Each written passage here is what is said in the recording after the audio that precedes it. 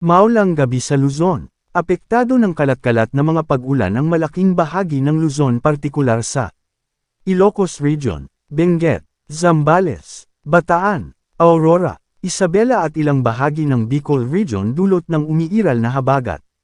Pinag-iingat pa rin ang mga residente, partikular sa mga nabanggit na lugar sa banta ng mga biglaang pagbaha at pagguho ng lupa.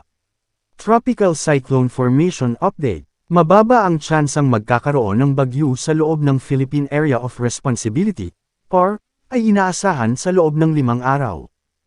Walang low pressure area, LPA.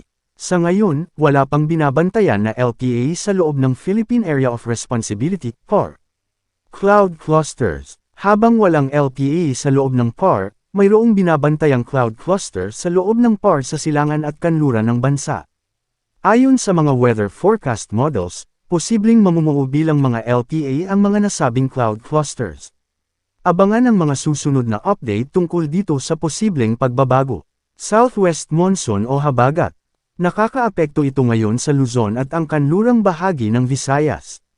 Dahil dito, makakaranas ng maulap na kalangitan na may kalat-kalat na pag-ulan, pagkidlat, at pagkulog na posibleng magdulot ng mga pagbaha o pagguho ng lupa dahil sa katamtaman hanggang kung minsan malakas na pag-ulan sa Bicol Region, Metro Manila, at ang nalalabing bahagi ng Luzon. Dahil din dito, makakaranas ng bahagyang maulap hanggang maulap na kalangitan na may pulupulong pag-ulan o pagkidlat at pagkulog na posibleng magdulot ng mga pagbaha o pagguho ng lupa dahil sa severe thunderstorm sa Western Visayas. Localized thunderstorms.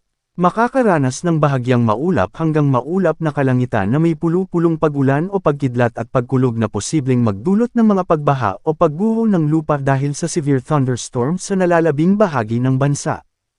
Paalala, posibleng magbago pa ang forecast. Ay pinapaalalahanan ng lahat na manatiling updated sa lagay ng panahon at sa posibleng tatahakin at magiging lakas ng sama ng panahon sa susunod na mga araw. Manatiling nakatutok sa Weather Beta para sa bago pang updates. Don't forget to subscribe.